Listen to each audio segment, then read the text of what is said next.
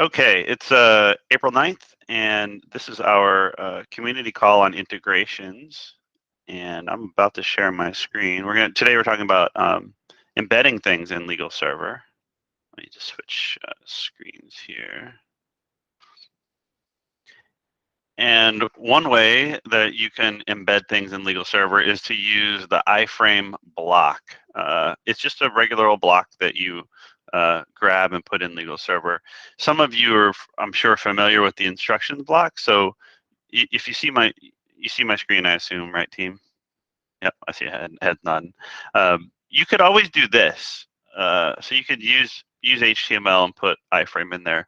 There's a couple of things that are nice about the iframe block that we built, though, that I wanted to show. If you add it, just choose a URL sources generated URL, and then put in a full proper URL and add your height and width to decide how big you want it to appear on the screen is all you have to do. And you can drop that in multiple places. It behaves pretty well, I think, on both case profiles and in processes. So this is what it looks like on the front end. This is one of the more fun implementations of iframe. The good folks at JustFix got information, have gathered up information about housing housing code violations and other bits in New York City. And what all this is doing, so yeah, we have a lot of skill on the call. This is just an iframe. You can tell it's an iframe because it isn't restyled. There is one little piece of magic we did for this integration where they agreed to have their system listen for what they wanted was us to tell them about a little bit more about where the request was coming from, and so we just added this LegalServer bit. And the other thing that we did is this. See, we could have just said, you may be wondering why when we say URL source, we didn't say just type in a regular URL, because we are at the very beginning of adding the ability to put some variables in there. So it is a template. And in this example, we added New York City Borough ID to the URL. So that URL that we're hitting who owns what with at JustFix New York is a custom URL. So every single time that's drawn on the screen, we are inserting the borough block lot, which is this like magic property serial number in New York City, into the URL to get customized information back. I don't know where that's going in our development, how often we're going to use it. This was kind of a bit of a process to work out the details here, and Mallory helped us do that. But this is a possibility. If there were somebody at the other end and you wanted to not just show a site, but show a site with slightly different information that isn't somebody's social security number or something super secret, right? Because now this is just in the URL. It's not it's as secure as browsing is, but not any more secure than browsing.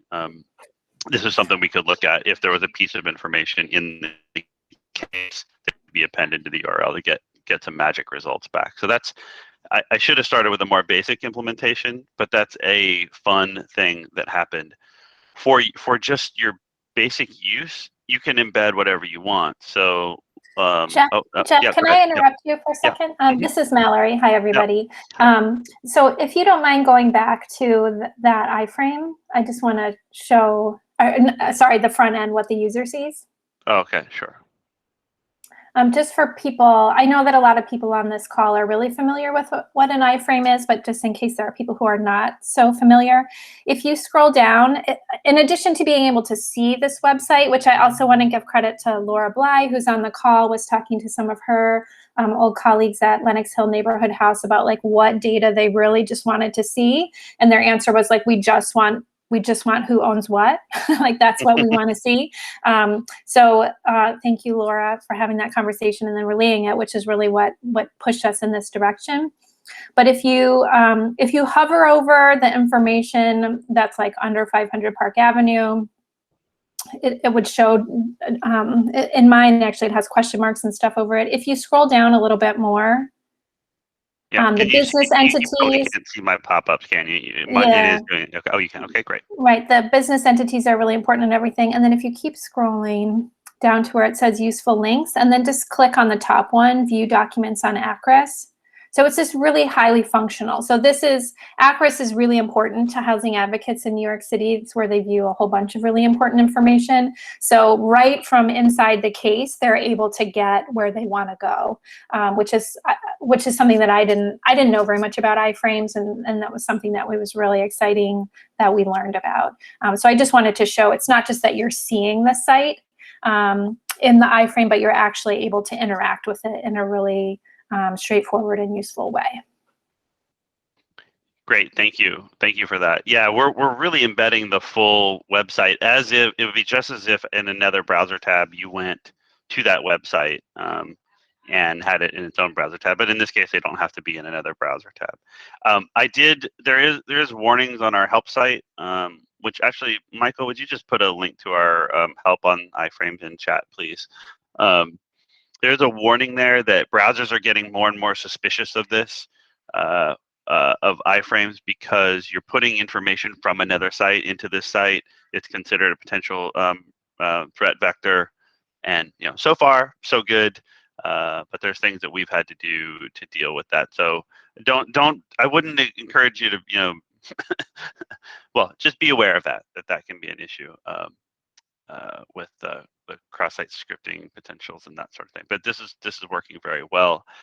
A more basic version of this, something that we do, if you've onboarded with us recently, you would see you might see something like this, where we've embedded. Actually, this is probably just in an instruction, but you can embed. Oh heck, it's not here. You can embed a full like Google Sheet that might have. It's right above that, the project management schedule. Yeah, except this one doesn't. This doesn't have one because it's just a brand new site. Let me grab a better example. Go ahead. Or the training calendar also has it. Let's see. Yeah, there you go. That one's embedded. So you can embed other stuff, and as Mallory pointed out, if there's actually one project we work on where we've embedded a Google Sheet that is used for reporting. There's only like one piece of information we need from each agency, and rather than even bother building a whole bunch of fields and forms and stuff, it's not secret information. We just embedded a Google Sheet right here, and they just can enter their numbers into a simple spreadsheet, but they don't have to remember where it is. It's embedded right inside of LegalServer. So that is the simpler case. So I just did two things. I did the sort of complex case that ended up needing, a conversation with the other end to think about how we can send them special URLs. And with these, it's just you can embed, any URL that you want to embed another site. And so you should know some sites won't permit that. But yeah, go ahead. Jeff, this is Alan Hill. Yeah. One time I thought you couldn't embed on home pages, you could only embed on case profiles. Has that changed, or if I'm just mistaken? Because this notion of putting a calendar, a Google calendar on a home page I think could be very useful, because we go back and forth with, do we use the LegalServer calendar or do we use the Google calendar? Now, one thing they don't talk to each other very well. Yeah, you can only subscribe from Google. We do not do a sync. But know that this calendar is a single shared calendar, so it doesn't know who I am until I click on something. This calendar is shared. This isn't my Google Calendar, although we actually have a feature like that that we can talk about. Yeah. Anybody. Yeah. A given office might have a litigation calendar that's shared with all the advocates, and they post. My users really prefer to use their Google Calendar to put all their. I understand. Make them do it in LegalServer, and the managers prefer to try to find where everybody is in their Google Calendar versus. So it might be useful if. Okay. Thanks. I Yep. can. And I've that also with a share account. seen, no problem. I've also seen someone embedded like I think it was a public benefits calculator, and the initial request was, "Will you guys build it?" I'm like, "Well, we could," but there was a snip that they just built somewhere else, and they just embedded it. It didn't save. It wasn't saving anything super secret. It was literally just a calculator, and rather than us build it, they just iframed in that tool. You can also do. You could certainly imagine something like a chat system or the other things. So all those things are possible.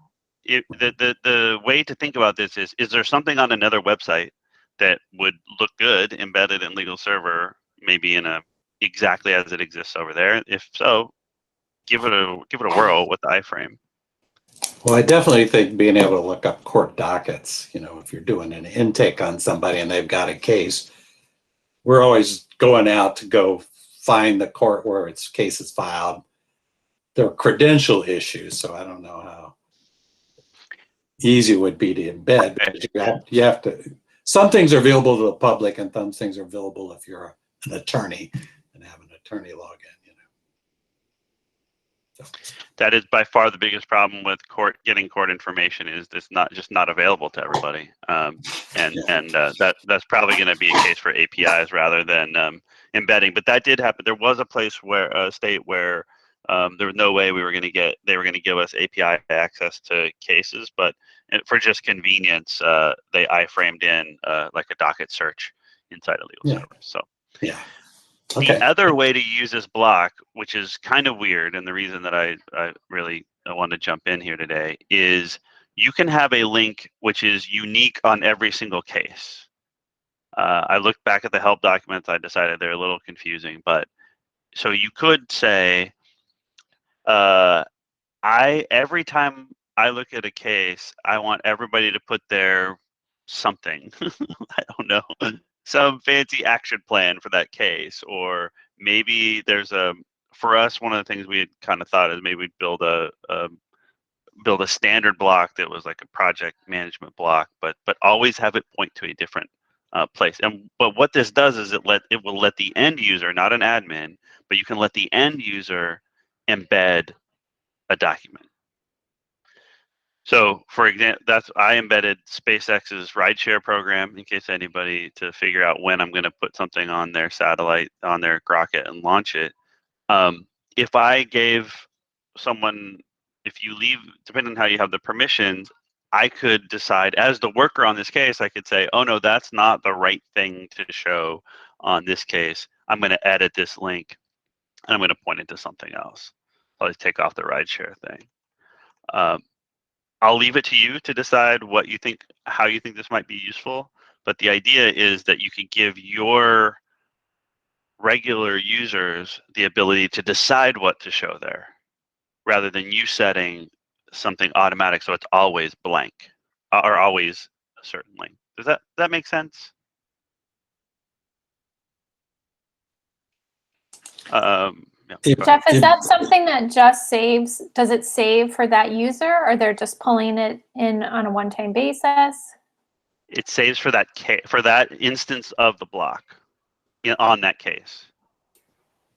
So it gets a unique identifier each time, and as long as they don't mess with that, it stays the same. So does that make sense?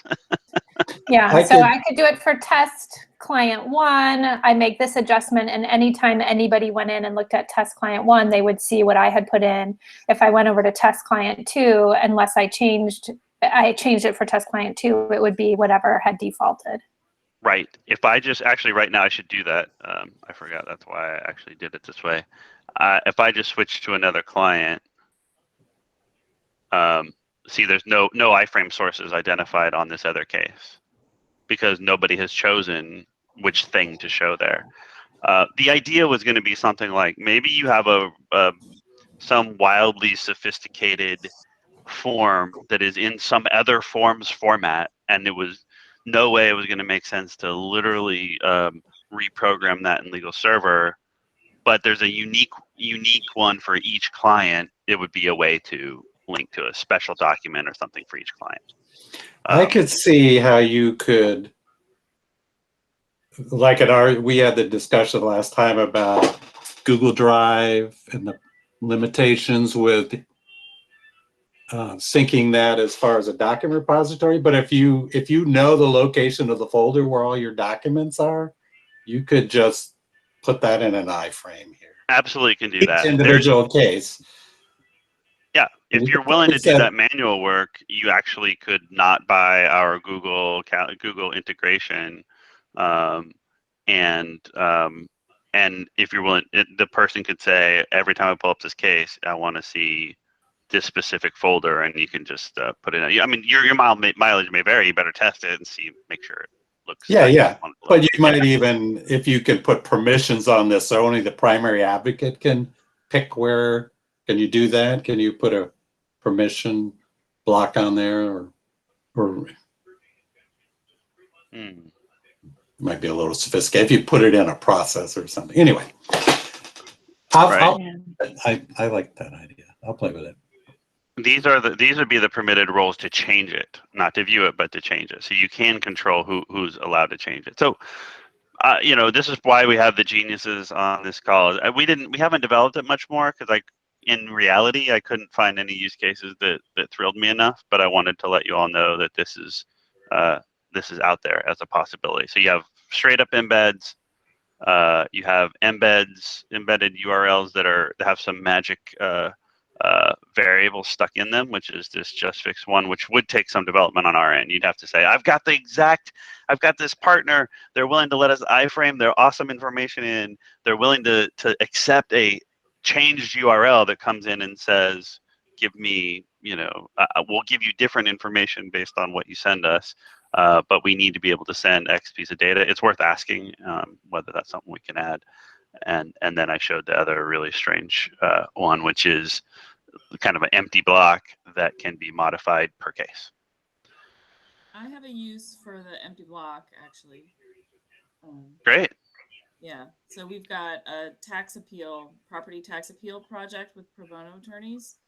And right now we just have the link embedded so that they can do a property tax search. But if we had an admin do the tax search in each case and then save it, then it would be easier for the volunteers. That's exactly right. That's a great example where people would be like, because you get it, right? A person still needs to do it. It's not automatic that way. But if you want that feature, and it's that's great. That's a really good example. And frankly, with the JustFix NYC example, someone could have done that, but they were nice enough to do some building on their end to sort of automate it, which I think is actually a good proof of concept anyway. Do it the manual way, see if it's really valuable, and then talk about automation. So with that, I will turn it over to Michelle. Thank you. Thanks, Jeff.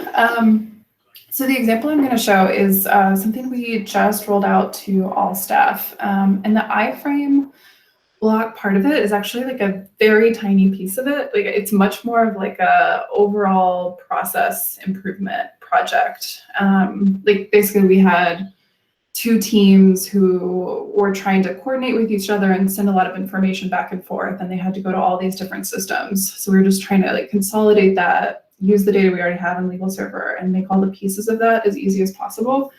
And the iframe block was very easy to use. It was just like pasting in a URL to a calendar.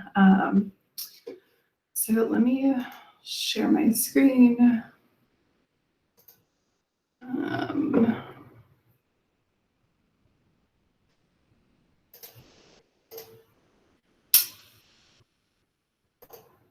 This is going to, okay, here we go.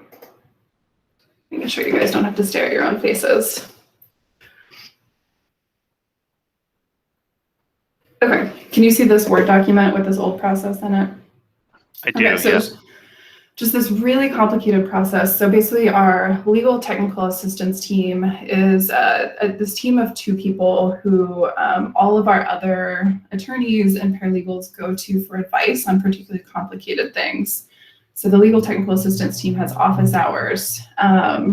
and people needed to sign up for those office hours, send case information to them, and it was just a whole lot of steps in a lot of different places. You had to remember where the link to this Calendly process was to schedule with them. You had to write up a lot of information that was already in LegalServer. Then you had to like separately send them a meeting link. And then after the fact, the legal technical assistance team was supposed to go into LegalServer and record that they had done this work. So it was ripe for improvement is what we'll call it. So what we ended up doing is making a single page in LegalServer, an auxiliary form on the case where you're able to do all of these things. So you can create a new request and send it to the legal technical assistance team right from your case. You can see any past ones. These are report part blocks here. So you can create a new request here, and it like just as clear as possible tries to walk you through the 4 steps here that you need to do. And I'll show you the back end of this. We used a combination of litigation level information and case level information. So instead of writing up your whole description and like this separate Calendly email that doesn't get saved anywhere except maybe email, you're putting it in a case note, so it's saved to your case in LegalServer. You're choosing the type of assistance you want. And if you want office hours, this is where we use the iframe. So this is a Calendly iframe right here in the LegalServer. So instead of trying to like hunt down the link to the Calendly calendar in their email somewhere, this, for example, gets emailed out to all legal programs once a month to try to help people remember where it is. Like that's how bad it was before, but now it's like right here on this page. You can choose a time. Calendly also connects. Eric will talk more about Calendly, but these are the available times. So if somebody else has booked them, they won't be available. So you're only seeing what's available. And then the only thing we ask people to do is to copy the link to this page. So instead of typing in a lot of information about the case, like their name, the issue, all of that stuff, all you have to do is copy paste the link to that page and then schedule the event. We have a few more questions, like just in case you weren't able to find an appointment that works. This is some basic reporting information. So this is instead of the legal technical assistance team having to go back to LegalServer afterwards and record that they did it, basically the legal programs team is doing all of that data entry on the front end. So the legal technical assistance team isn't going to have to record anything afterwards. You can categorize it and then you send the request. So this is it. Like this one button here replaces all of this mess that no one could ever remember. And then so on the back side of this, there are a few really cool things. So it's all on this branch logic toggle button. So like I said, we split it up between, there are a few case level things, like we wanted the note to be on the case level, so it shows up in the case log. But then you might be requesting, this is going to happen multiple times per case. Like you might have a request this month, and then like 6 months later, you might have another request. So it needs to be something you can add to a case multiple times. So we used litigation for that. So there's a litigation block in here too, and that's like all the specific information about this request for technical assistance. And then a really cool thing that LegalServer did while we were working on this. So this is the send email block. Once this form gets saved, it automatically sends an email behind the scenes. Like no one has to do anything to send this email. So it alerts the legal technical assistance team that there's a new email. And this part right here, I don't know if you can see it. This matter database ID is something that they added to the options for this email block. And what makes it so useful is that it basically allows you to send people directly to any auxiliary form. So before you could put in a static URL, maybe to the home page, something like that. But because you can tack on the matter database ID to any URL, you can send someone right to the form they need to be in LegalServer. Like I think we'll use this a lot more, like basically trying to get teams who don't use LegalServer every day to use it more often, because that's where all our case information lives. Like setting it up in a way that they don't have to navigate around and try to find things. Like they get an email to their inbox and it has a link directly to the form that they need to go to. So that was super helpful. Thank you guys. That's great. So that is submitting a new one. And then we also created a homepage for the legal technical assistance team. So these are all the ones that, so they get the email alert, they can also see all of their open requests here on the homepage. So these are the litigations on the back end. They can assign it to themselves. You can see the in progress requests here.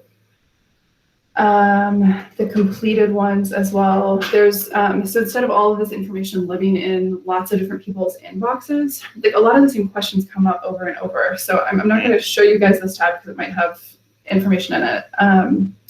But it's like all housed in one place now. So if like 6 months from now a similar question comes up, they're like, I can't remember what case it was, but it was something about XYZ. They can just search for that note, and it's all right there in LegalServer. Wow, that's awesome. We are really excited about it. And then like they don't have to do any extra data entry. We can do all of these fancy reports about all of their legal technical assistance requests. Atlanta was our pilot office. Are these legal technical? These are staff or volunteers? Are they They're pro bono staff. attorneys? Oh, They're wow, staff. got it. Yeah. So yes, it was a lot of process improvement, which again, as you're thinking about other things to show people, I feel like it doesn't have to be specific like coding or like really technical things. I feel like I would love to hear more process improvement type things as well. But anyway, so the iframe was just that one part, that one block. I'm sorry, I think it's deeper in on the litigation. Anyway, I will let Eric talk about the iframe. Cool. Present team, or about the calendar integration. That's awesome, Michelle. Very clever. I'm sure it took a long time to design, but it looks great. Piloting. We tested for months, and we piloted for another 2 months and changed it a lot more again. Definitely had a lot of people involved in making this go as smoothly as possible. Great. And just to be clear, in case there's somebody new, there was no additional, like that's just using the ingredients that are in LegalServer that Michelle used to build. Yeah, cool. Thank you.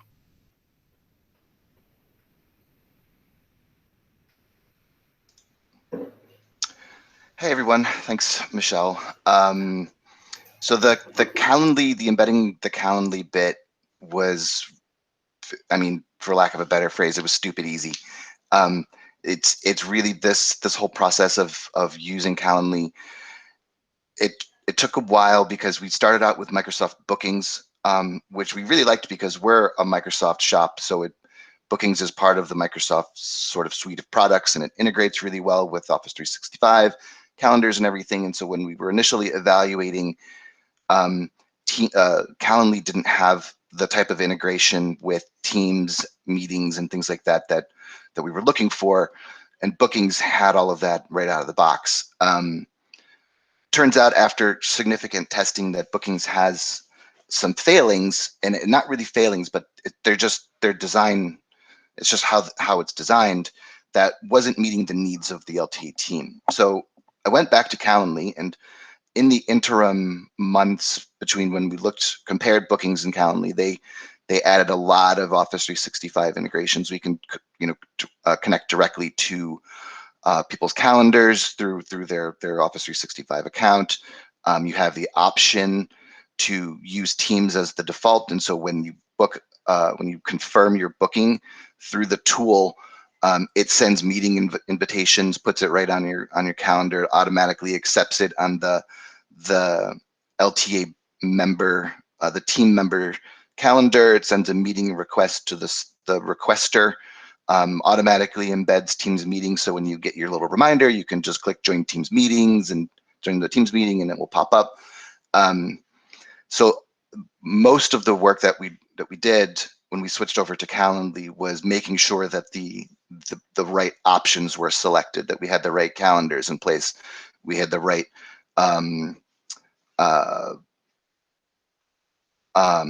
buffer time built in. between each meeting to make sure that there was enough time for staff to grab a cup of coffee or enter in their notes about the meeting into the case file or what have you. That's done on the, I just click back, that's done on the event type page. There's a myriad number of options. We worked closely with the team members. Once we had it in place and Michelle was ready to embed, it's click this little gear, you add to the website, and you have 3 different options. You can inline embed, which is what we chose, a pop-up widget, or a pop-up text. And what's neat about Calendly is they actually allow you to see how each one looks. So if you click that little hyperlink, it takes you to a page here. You just click on sales. You can do an inline embed, and it looks just like how Michelle showed it earlier. I want to do a 30-minute demo, and it takes you to the calendar. The other options are nice for differing needs. They still look nice, but here, we want to do a 30-minute demo. You click schedule, and you get a pop-up rather than something that's embedded directly into the website. And the final one is the widget. You see down here in the lower corner, we want to schedule a demo. You just click that, and again, the calendar then just pops up. And that's really it. A lot of what we were doing was ensuring that the right options were selected to make sure that there wasn't confusion. It was, as Michelle said, it was process improvement, and so it was a lot of LTA team training to ensure that they understood what the new process was. They had to they didn't have to accept the meeting when it was initially created, but if it was canceled by someone or if it was rescheduled, you can do all of that through Outlook, but it's not automatically acted upon on the team member's calendar. They still have to open up that invitation and click accept the change or the cancellation. Otherwise, if you don't do that, then those times Calendly thinks that all of that time is booked. If that makes sense. So that's it. Michelle, did I miss anything? No, and like for all these options, like the pop-up or the inline, all you have to do is like copy paste the code that they generate. So there's no work, no coding on your side except you just copy paste that, and that's what you paste into the block in LegalServer. It was super easy to do that integration. Yep. I'm glad you mentioned that because I wanted to go back to the basics in case anybody got lost. You can just, in any instruction block in LegalServer, you can say format as HTML, and you can paste something like that. There's also the iframe block, where one of the things we've done is made it so you don't have to know any HTML. All you need to know is a URL, and then you can do things like size it. So we did that for people who are like, this looks like hieroglyphics to me. I don't know what you coder people are talking about. You can just slide the iframe block up and just paste just a URL and do your sizing. So you have both ways, but really at its most basic level, the iframe block just saves you from having to do some typing. But if you need to do something fancier like this, where it's got some other code in it, you can actually see right in there width and height are encoded. Then you can just use an instruction block and say format as HTML and paste this in. So yeah, and with Calendly, I'm using the free version, but for the pro and the upgraded versions, you can actually do custom colors. And so if you have a custom hex color or something like that, when you select custom color, you can just paste that custom hex color, that hex code right in there, and it automatically pulls it out. So cool. Now, one thing I think you'd have to do is, what about permissions for Calendly, right? So when I'm viewing, like I just noticed I can view your Calendly invite, and that's fine, right? Like literally me as Jeff, when I look at your site, I can see the calendar. Is there anything, does it care who you are when you're looking at the embed? I'm not sure I've followed, like this is a public calendar. As long as you have the URL to it, you'll be able to see it. Okay. So I don't actually, that's a really good question. I'm going to look into that to see if I can if I can lock that down in any way. My guess with something like that would be the browser will stop cross-site cookies from getting to the because it's embedded in your LegalServer instance. You may not be able to get a cookie from, say, google.com that does the OAuth to then authenticate you to Calendly going through the other way. So in the absence of LegalServer being able to pass a token as part of the iframe, which might be something that's further on the roadmap. Yeah, that's a really good idea. Because I know you're doing some stuff around single sign-on, Jeff. We are, and matter of fact, we have to, for something called insert, which takes a guided navigation interview and you can put it on another site. We had to deal with the cross-site scripting issue, and then and that does this token thing to get around that problem. Obviously, it's not a problem if the front end of the calendar is public. No big deal. As soon as you get into authorization to even view the calendar to click on buttons, that's where we get into these other bits. Although I think when we embed a Google Calendar, interestingly, as long as I think it checks permissions right away, but I need to double check that to see how the Google Calendar behaves iframed right now. Thank you, John, for that. And Michelle, I'm so sorry. I think I talked over you. I apologize. No, I just realized. I thank you for mentioning that. If you don't, I can share my screen, Eric, if you don't mind stopping. I thought we had used the iframe block, but you're totally right. Like, we started with using it, and then because Calendly had that that like the entire code all set up and pre-generated, we just used an instruction block and then just pasted that information in. So it's still an iframe, but we actually did not use the iframe block. We did an instruction block with the checkbox format as HTML, and then pasted that information in. So you could do that either way. If it's your first time, please note you have to check the format as HTML box, or nothing fun will happen. And this is all the way down if you don't check that box. What'd you say, Ellen? To say if you don't check the box, you just get to see all the code. Yeah, true. No. This is Mallory. Does anybody know whether anybody's using an embedded calendar like that in an online intake type situation where it's more like an online referral, or like almost like a pre-screening, and the person could then sign up for when they wanted to receive a call back to complete the screening? This is Kristen with Legal Aid. We just started using Calendly embedded into the last page of our online clinic intakes. Yeah, how is it working? So far, so good. It's a little tricky because the users don't see the continue button with the embedded Calendly iframes. So I've had to have it send the intake, transfer the intake before the Calendly calendar, because otherwise people don't always hit continue on that page to finish up. So I've had to send it before they schedule the appointment, basically. So we had that exact same issue, and that is why we ended up, I'm gonna make you guys keep looking at my screen. Like the same thing, people just stopped once they had scheduled, because like that was their main focus.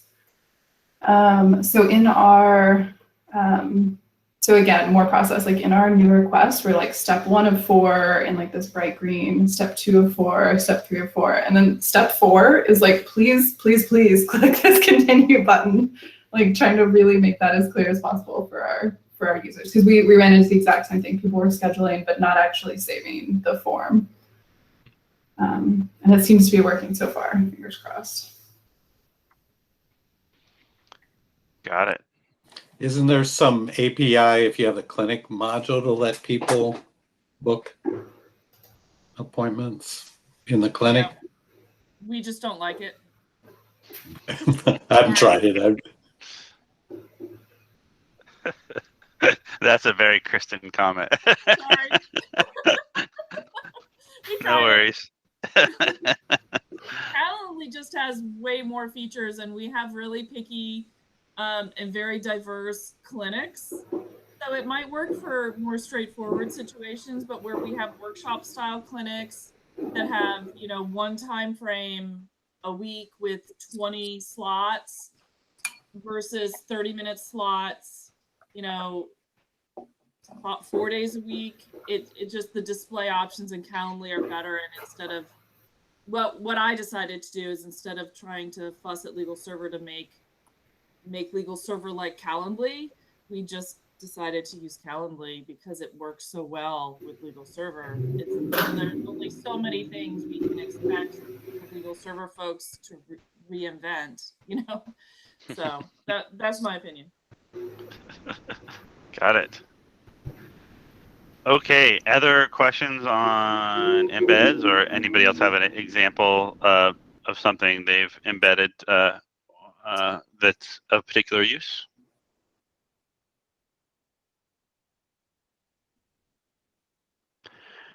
I should say we do embed a lot. I mean, the new, if you've onboarded with us recently, you would have seen there's embedded videos that are in context for this is what the context bar does. It links to one of our videos out in YouTube. Those play nicely. They even play in place if you want, or you can expand out. So there's lots of fun things that we've seen people use. The very first one that I saw embedded that I thought was interesting was John Pyle on the closing form on the last page of the form.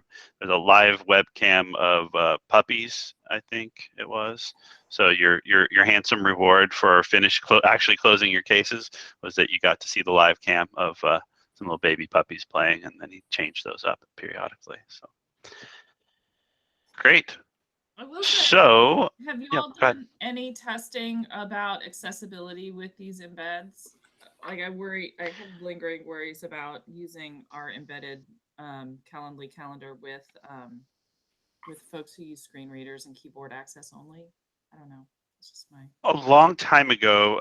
Thank you for raising that. We'll look again. What I was told was that if the embedded site is accessible, that we should. I mean, the end user using JAWS, for instance, is told that there's an iframe, and if the embedded site is accessible, then it shouldn't present any additional issues other than the fact that there's an iframe there. But I will check on that. I'll ask about it. Really, you know what? I'll ask about it. The truth is, we found with these things, the only way to really know is we have a developer with a JAWS account, and she goes in and uses JAWS, because until you actually, none of the little tools that you use to scan things for accessibility, we found in practice were as accurate as just using the terrible. Oh, sorry, did I say that loud? The very difficult to use JAWS software, which is dominant for people who are blind. And there is actually an alternative that. That's open source, but not getting a lot of traction yet. And then some testing we have coming up is to just look at Apple's built-in tools to see how they navigate sites, because we're 100% web-based, so it would be nice if there were clear standards for everybody, so we could develop in a way that just made this navigable. But it turns out there's one piece of software that's hugely dominant, and that's what we have to test in. Yeah. All right. Anything else on embeds, folks? And now we're in the bonus round, which is we're searching for volunteers. It's pretty low key, as you can see. There's no fancy slide decks that need to be made to share your thoughts. Anybody working on an integration or trying to solve an integration problem they'd be willing to talk about next month? How about somebody who wants to know if somebody is working on something? I've done this before. Hey, so in Florida, there's a TIG project where one organization is building online intake for everybody. Mm-hmm. An expansion of a previous one that I'm part of. So now the issue becomes use it euphemistically, competing legal aid programs in some regions, and his question is, how do you decide to which program gets the referral if all things being equal? And I propose the idea of, particularly since a lot of programs have that click here for to apply online on their website, it would be nice if the online intake knew that the person was coming from a particular program's website. Obviously, Google Analytics, that doesn't get passed, but maybe the API to do online intake, if that was able to pass a variable that said, hey, this person came from this site, if they ought to be sent back to this program, assuming they pass muster as far as eligibility and so on. Interesting. The HTTP referrer. I don't know if we get that info. If we can. Alternatively, you could the online intake site could have different landing starting pages depending on. So we could just put a different URL on our site that says land on the page that already has a variable built into it. It says this came from Three Rivers versus this came from somewhere else. Yep, you certainly could do that. Have multiple pages, some of which get skipped, and but whatever you have, 7 different first pages, and they have a hidden variable in them that actually sets the where you probably came from. Right. Variable that would work. So Alan's looking for people doing integration for regional multi-program sites. If we have any volunteers for that. Is anybody doing Google integrations really well? I'm interested in that. It's a small group. It's a small. Yeah. Lee's not on the call. You're doing Google stuff, aren't you, Alan?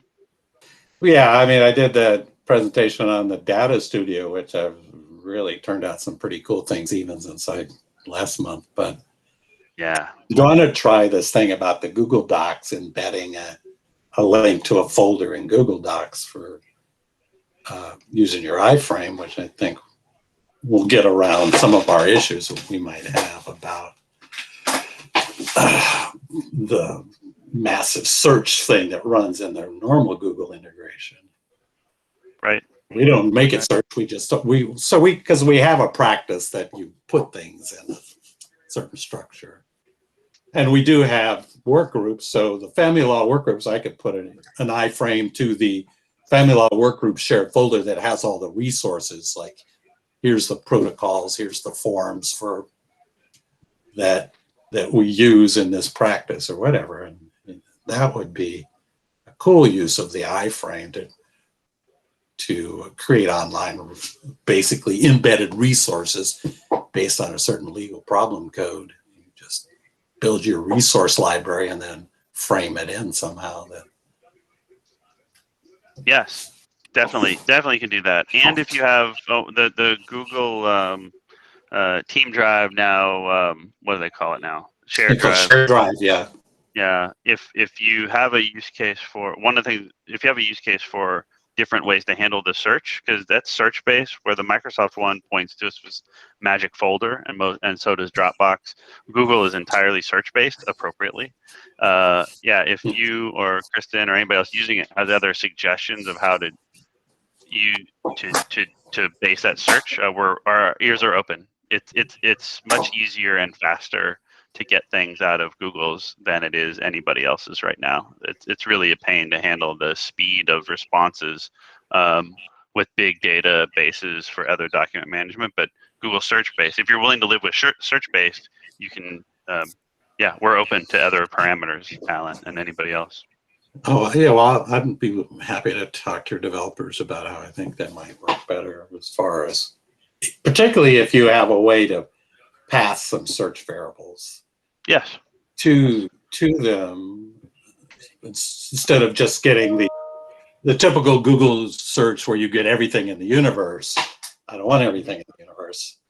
Everything with those words in it. I want things we can have that in the name of the document or belong to this given user. Yeah, for those who don't know, the way the Google Drive integration works is it searches for any document which has the client's first and last name or the exact case number, and then returns all of those. But like I said, we're open to other parameters that has a create date that's after the create date of the case. But we're open to other parameters there. And other search-based integrations, which is something we'd like to. There's some permissions issues, but we'd love to see that with other document management as well, where you can make it not just be a link to a magic folder, but search for all briefs that are about bed bugs, whether they're this case or not. We're reaching the top of the hour. Other integration topics that people want to talk about or volunteer for? If people may be interested in we have an API passing information for our texting project to a partner who then runs things we've built in their system and then passes information back into LegalServer as the results of surveys into cases. Kind of combines we have guided navigation built out to decide who gets information sent in a closed case out to the survey partner, who then they had to build our surveys in their system, in their logic, then to run them and then pass the information. So we don't really have a full window to sort of show you how it would all work. But the sort of the way out and the way back in is in sort of integration we had for our current TIG project that is wrapping up this year, actually. I think that's a great one. It shows it's pretty. Yeah, I think other people could use it.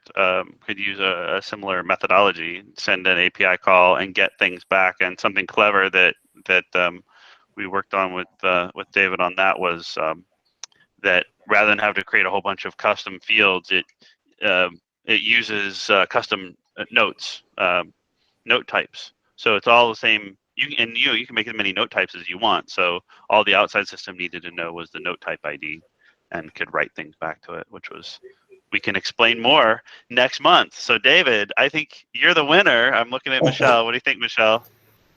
That sounds great. And in the chat, we might have something for 2 months from now. Kristen's working on a Salesforce integration, she said. Oh, great. Great. Yeah, both of those sound really interesting. Good. Something from a form profile.